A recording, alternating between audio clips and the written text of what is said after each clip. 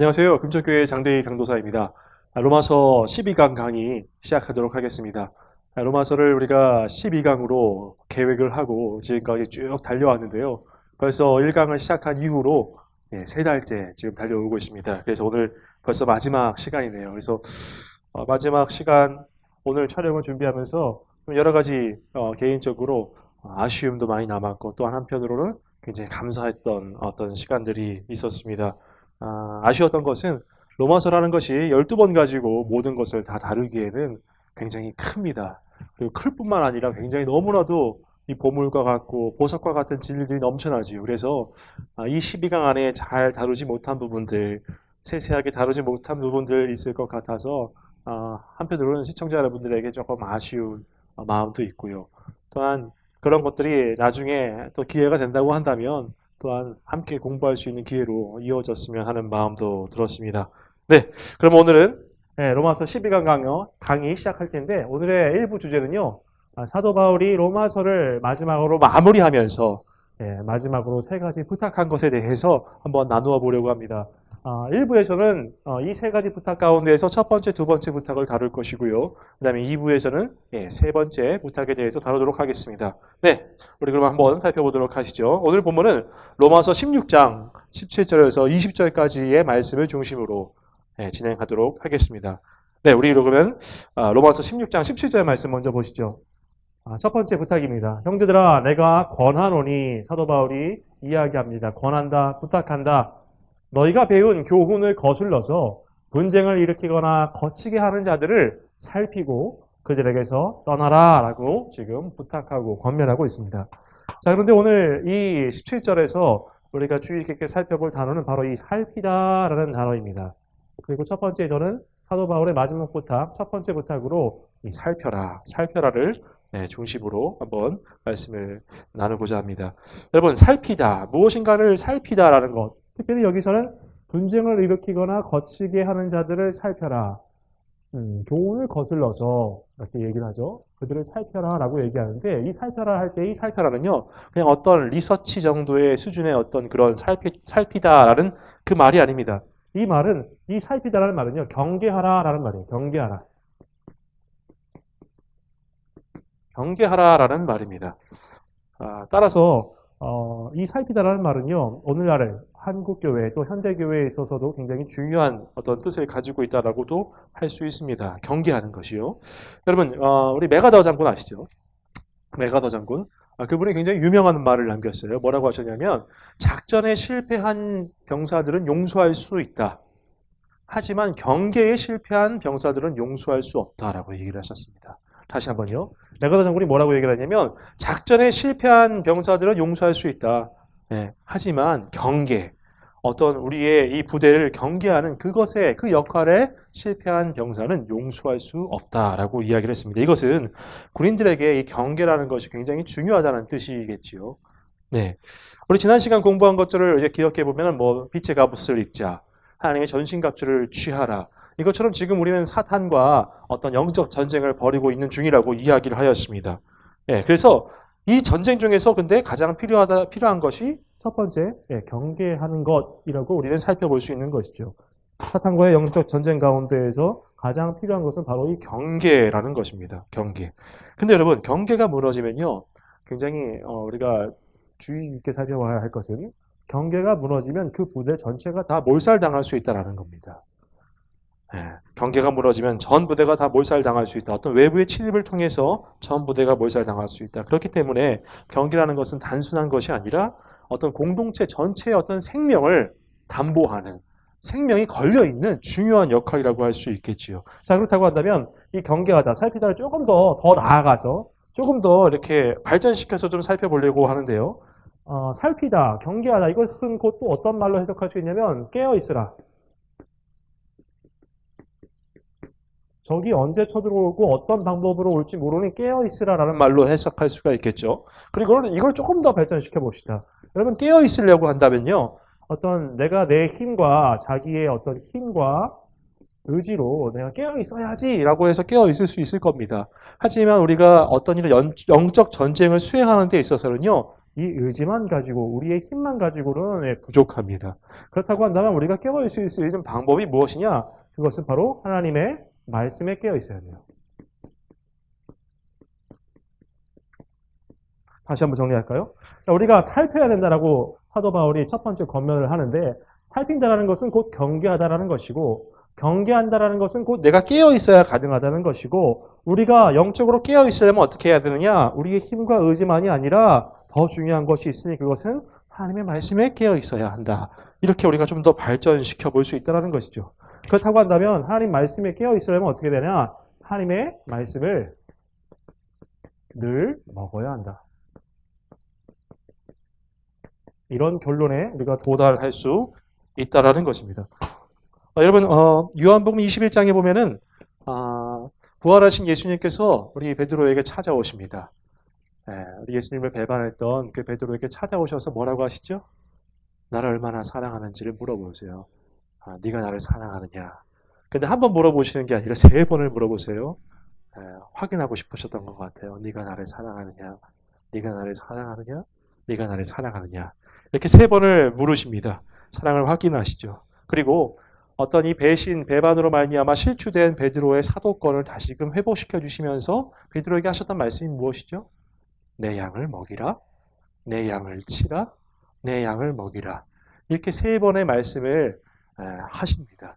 내 양을 먹이라, 내 양을 치라, 내 양을 먹이라. 그렇다고 한다면 내 양을 먹이라라는 말은 또 어떤 뜻이 되겠까요? 무엇을 먹이라는 걸까요? 베드로에게 하신 말씀이 그것은 바로 하나님의 말씀을 먹이라라고 이야기를 하는 것입니다. 그리고 예수님뿐만 아니라 사도 바울도 사도행전 20장에서 이렇게 이야기를 합니다. 자, PPT를 통해서 제가 말씀을 읽어드리겠습니다. 사도행전 20장 25절에서 28절까지 말씀인데요. 보라, 내가 여러분 중에 왕래하며 하나님의 나라를 전파하였으나 이제는 여러분이 다 내 얼굴을 다시 보지 못할 줄을 아노라. 이 장면은요, 사도 바울이 이제 에베소 장로들을 초청하여서 고별 설교하는 장면이에요. 이제 헤어지는 장면입니다. 여러분이 다 내 얼굴을 다시는 보지 못할 줄을 아노라. 그러므로 오늘 여러분에게 증언하거니와 모든 사람의 피에 대하여 내가 깨끗하니 이는 내가 꺼리지 않고 하나님의 뜻을 다 여러분에게 전하였습니다. 내가 너희들을 맡는 동안에 하나님께서 나에게 맡겨주신 뜻, 너희에게 주라고 하셨던 메시지, 그것을 내가 한치의 어긋남 없이 다 전하였다라고 이야기를 합니다. 그리고 나서 여러분은 이제 그들에게 이제 교회를 떠나면서 그들에게 이제 교회를 맡기겠지요. 자, 여기가 포인트입니다. 뭐라고 맡기는지, 뭐라고 얘기하면서 맡기는지 보세요. 28절. 여러분은 자기를 위하여 또는 온 양떼를 위하여 삼가라. 성령이 그들 가운데 여러분을 감독자로 삼고 하나님이 자기 피로 사신 교회를 보살피게 하셨느니라. 여러분을 감독자로 삼고 하나님이 자기 피로 사신 교회를 보살피게 하셨다.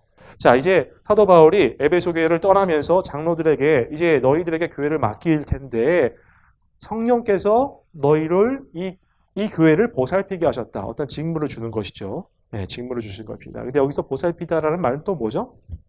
결국에는 보살핀다라는 것은 결국에 하나님의 말씀을 먹이라라는 뜻이 된다라는 이야기예요. 그 장로들, 에베소 교회의 장로들, 감독들에게 하나님의 말씀을 먹여라라고 이야기를 하는 것이죠. 그리고 나서 사도행전 20장 32절 말씀에 자막으로 보세요. 제가 읽어드리겠습니다. 이렇게 얘기합니다. 지금 내가 여러분을 주와 및 그의 은혜의 말씀에 부탁하노니 그 말씀이 여러분을 능히 든든히 세우사 거룩하게 하심을 입은 모든 자 가운데 기업이 있게 하시리라. 자, 지금 마지막으로 뭐라고 얘기하냐면 사도 바울이 지금 내가 여러분을 어떤 특정 개인이나 어떤 특정 공동체에게 맡기는 게 아니에요. 뭐라고 얘기하냐면 여러분을 주와 그의 은혜의 말씀에 맡긴다라고 얘기를 해요. 다시 한번 어떤 개인이나 하나님께서 맡겨주신 그 양떼를 어떤 개인이나 공동체한테 맡긴다라고 얘기하지 아니하고 주와 그의 말씀에 맡긴다라고 해요. 말씀에 맡긴다라고 이야기를 합니다. 말씀에 맡긴다.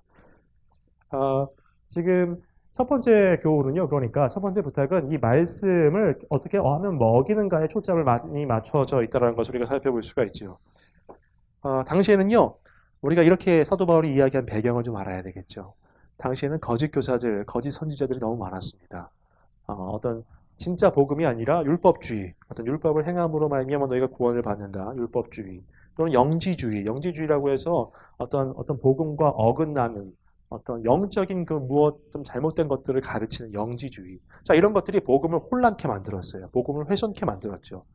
그런 것들을 거짓 교사와 거짓 선교들이 막 퍼뜨리고 사람들을 미혹하는 과정 가운데에서 사도 바울이 진짜 복음은 말씀 가운데 있고 그 양떼들을 너희가 맡으려면 이 말씀을 먹여야 한다라는 것을 이야기하고 있는 것이죠. 교회 감독자들에게 여러분 사도 바울도 지금 뭐라고 얘기하죠? 말씀을 먹여라. 여러분 우리 교회 가면 목사님도 계시고 뭐 저 같은 사람도 있고 목회자들이 있죠. 목회자들의 가장 첫 번째 가장 본질적인 업무는 뭘까요? 여러분 한국 교회는 목회자들한테 굉장히 많은 것들을 이렇게 요구합니다. 슈퍼맨이 되어야 돼요. 찬양도 잘해야 되고요. 목소리 좋아야 되고요. 기타도 잘 쳐야 되고요. 운전도 잘해야 되고요. 행정도 잘해야 되고요. 영상도 잘해야 됩니다. 모든 것을 다 잘해야 돼요. 해야 할 업무들이 굉장히 많습니다. 잘해야 할 업무들. 근데 여러분들, 우리가 꼭 놓쳐서는 안 되는 것은 이 목자들의 가장 중요한 첫 번째 본질적인 업무는 말씀을 먹이는 거예요. 말씀을 먹이는 거. 여러분, 웰컴 투 동막골이라는 영화 아세요?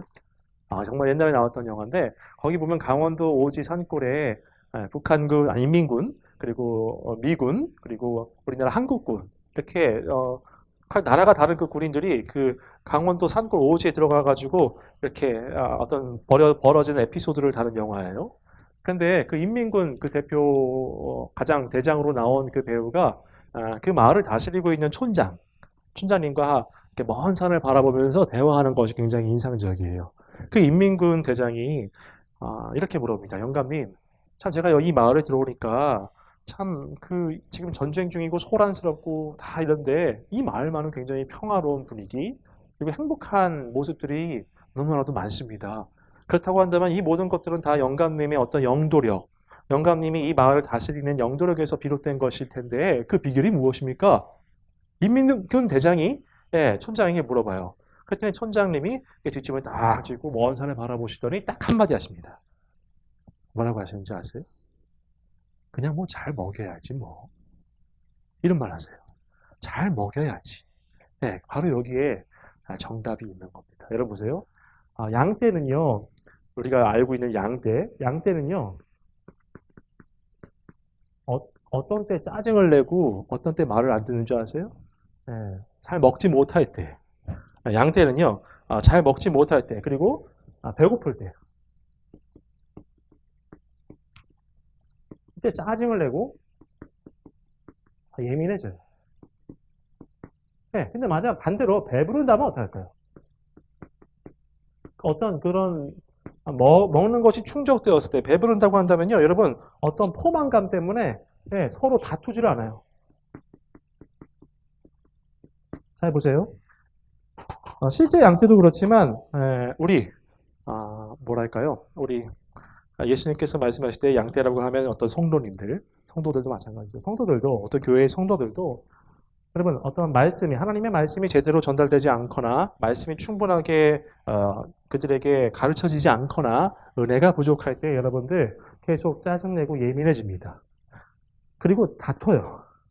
하지만 반대로 하나님의 말씀이 그들 가운데 충만하게 매주 임하여지고 하나님의 말씀이 또한 그들에게 계속해서 잘 공부되어지고 그렇다고 한다면 다툴 일이 없어요. 왜? 이미 하나님의 말씀이 먹여져서 그것 가운데 어떤 포만감으로 인해서 너무 행복하거든요. 싸울 게 없단 말이죠. 네. 바로 이처럼 지금 말씀을 먹이는 일이 굉장히 중요하다라는 이야기죠. 네. 아까 제가 한국교회 목회자들에 대해서 이야기를 했는데요. 그래서 여러분들 꼭 기억하셨으면 좋겠는 게 여러분 목회자들을 위해서 기도하실 때에 그리고 기도뿐만 아니라 옆에서 도우실 때에 목회자가 어떤 말씀과 기도에 전념할 수 있도록 여러분들 이렇게 도와주시면 참 좋을 것 같아요. 그게 목회자에게만이 아니라 여러분에게도 좋은 일입니다. 왜냐하면 그가 정성껏 모든 것을 다 집중하여서 가장 우선순위 되는 일을 본업인 이 말씀 먹이는데 최선을 다해서 노력하게끔 도와준다고 한다면 그 말씀이 결국 나에게 돌아오는 거예요. 우리가 목회자를 위해서 기도하실 때에도 말씀과 기도에 전념할 수 있기를 위해서 기도하는 거 참 중요합니다. 자, 첫 번째 부탁. 이 정도로 해서 마무리하도록 하겠습니다. 네, 첫 번째 사도 바울의 부탁은요. 살피라. 그리고 살피라는 것은 경계하라. 경계하라는 것은 깨어있으라. 깨어있으라는 것은 어디에 깨어있으라? 말씀에 깨어있으라. 그런즉 말씀을 먹는 일, 먹이는 일에 충실해야 한다라는 것이 사도 바울의 첫 번째 부탁이었고요. 두 번째 부탁입니다. 두 번째 부탁은요. 로마서 16장 18절 말씀입니다. 자, 이 같은 자들은 어떤 자들이었죠? 거짓 교사나 거짓 선교사들을 뜻합니다. 선지자들, 거짓 교사나 거짓 선지자들, 어떤 율법주의와 영지주의, 가짜 복음을 전했던 그들. 자, 이 같은 자들은 우리 주 그리스도를 섬기지 아니하고 다만 자기들의 배만 섬기나니 교활한 말과 아첨하는 말로 순진한 자들의 마음을 뭐라고 합니까? 미혹하느니라 라고 되어 있습니다. 자, 두 번째 권면, 두 번째 사도 바울의 두 번째 부탁은요, 바로 미혹하느니라. 이것을 바꿔서 얘기하면 어떻게 되죠? 미혹당하지 말아라 라가 되는 것입니다. 자, 두 번째 권면은요, 미혹당하는 것, 미혹하는 것에 속지 말라라는 권면입니다. 네. 여러분 보세요. 지금 사도 바울이 미혹당하지 말라. 누구에게요? 이런 어떤 거짓 교사들이나 거짓 선지자들에게 미혹당하지 말라라고 이야기를 합니다. 그런데 여러분, 이렇게 미혹당하는 일들이 왜 일어날까요? 어떤 진짜 복음이 아니라 가짜 복음을 전하는 사람들에게 성도들이 미혹당하는 일, 쉽게 얘기해 볼까요? 어떤 이단들에게 교회, 우리 일반 교회 성도들이 이단들에게 미혹당하고 넘어가는 일들이 왜 일어날까요? 간단합니다. 첫 번째는 똑같아요. 말씀을 제대로 몰라서요. 그들이 정말로 진짜 복음, 진짜 말씀을 알았다고 한다면 넘어지지 않았을 거예요. 넘어가지 않았을 거란 이야기죠. 하지만 그들이 말씀을 제대로 못 들었기 때문에, 못 먹었기 때문에 그들이 넘어가고 미혹당한다라는 겁니다. 결국은 교회가 어떤 말씀 가운데 기반되지 않았을 때, 그리고 말씀이 성도들의 삶을 기초하지 않을 때에 바로 이렇게 미혹당하게 되는 일들이 벌어진다라는 것입니다. 여러분, 제가 지난번에 사탄의 영적 전쟁에 대해서 이야기를 하면서 사탄이 뭐라고 얘기했죠? 뭘 건드리지 못한다고 했죠? 우리의 어떤 교리, 논리는 건드리지 못한다고 했어요. 근데 어떤 것들을 우리를 건드린다고 했죠? 어떤 우리의 정서, 감정, 그래서 기분 나쁘게 하고 화평을 깨뜨리게 만들고, 그래서 하나님께서 맡겨주신 어떤 소명과 사명들을 다 내려놓게 만든다라고 이야기를 했습니다. 마찬가지로 어떤 말씀의 기반 가운데 서지 못하게 만들어요. 공동체의 분열을 일으켜서 말씀 가운데 서지 못하게. 이것들이 어떤 사탄이 우리로 하여금 흔들고 미혹하게 하는 가장 자주 사용하는 방법이 바로 이런 방법입니다.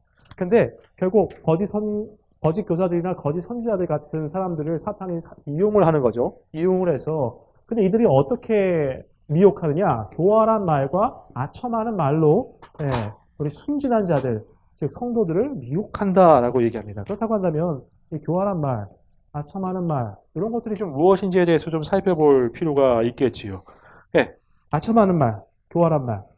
우리 오늘은 좀 아첨하는 말에 좀 집중 포커스를 좀 맞춰보려고 합니다. 아첨하는 말. 여러분 보세요. 우리가 필요고 하려고 하면 어떤 우리 needs라고 얘기하는데요. 필요에는요, 두 가지가 있습니다. 첫 번째는요, 청중의 필요. 이거 그냥 felt need라고 합니다. 이건 뭐냐면, 청중이라고 하면 뭐냐면 어떤 성도들, 말씀을 듣는 자들의 필요를 말하고요. 두 번째 필요가 있는데, 두 번째는 뭐냐면, 이것은 하나님의 필요예요. 이건 영어로 한다고 한다면 real need. 이렇게 필요를 우리는 두 가지 정도로 나눠볼 수가 있어요. 청중의 필요와 하나님의 필요. 그런데 여러분, 복음은요. 복음은 청중의 필요에 근거할까요? 하나님의 필요에 근거할까요? 좀 쉽게 얘기해 볼까요? 복음이라는 것은 어떤 청중들에게 맞춰질 필요가 있을까요? 아니면 전적으로 하나님께 맞춰져야 할까요? 복음은요, 청중들에게 맞춰지는 것이 아니라 철저하게 하나님께 맞춰져야 합니다. 근데 여기서 흔들리기 때문에 어떤 미혹당하는 일들이 생기게 된다는 얘기예요. 청중의 필요에 대해서 좀 생각을 해볼까요? 여러분, 우리 미국에 보면은 굉장히 유명하신 스타 목사님 같은 분들이 계세요. 엄청난 인파와 사람들을 몰고 다닙니다. 근데 그분들의 복음, 그분들이 전하는 복음을 가만히 잘 들어보면은 복음인 것 같은데 복음 아닌 것도 같고 뭔가 이렇게 섞여 있다는 느낌이 들어요. 그들이 그런 걸 뭐라고 하냐면 유사복음이라고, 유사복음. 유사복음. 그리고 이제 그분들이 주로 전하는 것이 어떤 거냐면 실용주의. 뭐냐면 어떤 청중, 성도들의 삶에 그러니까 청중의 필요에 적합한 것들을 전하는 건데 어떻게 보면 되게 좋게 들리죠. 근데 철저하게 여기에만 맞추다 보니까 어떤 죄와 어떤 회개, 뭐 이런 통해, 애통 이런 거는 전혀 다루지 않고 이 세상 가운데 어떻게 해서 복되게 살아가는가, 이 세상 가운데 어떻게 하면 성공할 수 있는가, 예수를 믿고 무엇이 그들의 삶을 성공적으로 이끄는가, 네, 이런 쪽에 집중하게 만들어요. 이게 신용주의. 어떤 시대에 편승하게 만들고 시대의 유행에 복음이 그것에 따라가게 만든다는 거죠. 그렇게 되니까 복음이 변질됩니다. 진짜 복음이 아니라 가짜 복음이 이렇게 만들어진다는 것이죠. 여러분, 복음이라는 것은요, 어떤 시대에서나 어떤 상황에서나 변질되지 아니하는 하나님의 진리예요. 그런데 문제는 뭐냐면 이 사람들이 그것을 회파시키고 변질되고 훼손시킵니다. 그것을 가지고 이상하게 사용을 한다는 거예요. 우리 한국교회 가운데에도 이렇게 복음이 변질되었던 역사들이 있습니다. 우리가 지난 강의 때에 그렇게 했잖아요. 교회가 세상 문화를 막 따라가려고 했던 그 모습들. 그러다 보니까 진짜 참된 복음, 피 묻은 복음은 점점 사라져가고 어떻게 하면 더 끌고 올까? 어떻게 하면 더 세련되고 세상에 어떤 그 모습을 가지고 올까에 노력하다 보니까 복음이 점점 변질되었던 모습들. 실용주의, 청중의 필요, 다 비슷한 겁니다. 네. 제가 이 아첨하는 말, 교활한 말이 어떤 거짓 선지자, 거짓 교사들에 의해서만 이렇게 얘기할 수 있는데 실제로 저는 한 가지 안타까운 게 있다고 한다면 한국 교회에서 이 죄에 대해서 이야기하지 않는다는 거예요. 제가 굉장히 지금 목사도 안 됐고 이제 겨우 막 신학을 시작한 지 얼마 안 된 사람이 이런 얘기하면 안 되긴 하지만 아니 얘기해야 한다고 생각합니다. 이런 얘기를 해요. 죄에 대해서 강단에서 설교하면 너는 그렇게 오래 못 갈 거라고 당장 쫓겨날 거라고 이 정도로 사람들이 죄에 대해서 듣고 싶어 하지 않아요. 성도들이라 할지라도 죄에 대해서는 계속 그 마음 가운데 무거운 마음을 주거든요. 주일날 여러분 보세요. 실컷 일주일간 열심히 일하고 지치고 상한 몸을 이끌고 딱 왔는데 죄에 대해서 딱 들으면 여러분들 마음 무겁겠죠. 그러다 보니까 한국교회 강단이 어떤 이야기를 하기 시작한지 아세요? 복 받는 얘기. 삶에서 어떤 성공을 위한 어떤 복 받는 이야기. 어떤 또한 행복해지고 즐거워지고 재밌어지는 이야기. 정말로 참된 복음이 아니라 어떤 세상의 이야기들이 막 들어가요. 그러다 보니까 참된 복음이 강단 가운데에서 설파되지가 않습니다. 전파되지가 않아요. 선포되지가 않아요. 이것이 문제라는 거예요. 그러나 여러분, 그것이 그래서 어떤 교활한 말과 아첨하는 말로 이 청중들에게 어떤 그런 말들로 안타깝게 그런 부분들도 있다라는 것이죠. 그래서 저는 그래서 이렇게 좀 죄에 대해서는 직시하고 분명하게 얘기할 수 있는 그런 설교자가 되는 것이 제 소원입니다.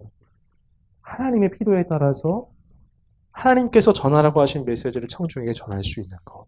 그것이 죄가 됐든 무엇이 됐든 직시할 수 있게 전할 수 있는 것. 그것이 필요하다라는 이야기입니다. 그리고 한 가지 더요. 제가 일단 어떤 교활한 말과 아첨하는 말을 오늘날 한국교회 강단에서의 이런 말들로 지금 조금 표현을 해봤고요. 근데 조금 더 진짜 문제가 되는 것은 이제 이단이죠, 이단. 아까 제가 잠시 언급했던 이단입니다. 여러분, 우리나라에만 활동하는 메시아가 53명이라고 합니다. 메이드 인 코리아 메시아가 53명이래요. 메이드 인 코리아 메시아가 굉장히 많죠. 이단 지도자들, 자기 보고 교주라고 하는 사람들, 자기가 또한 예수 그리스도라고 얘기하고 하는 사람들이 너무나도 많다는 거예요. 즉, 우리는 이렇게 우리를 미혹해하는 환경 가운데 굉장히 많이 노출되어 있습니다. 여러분, 가짜가 난무하면 난무할수록 우리는요, 진짜를 공부해야 돼요.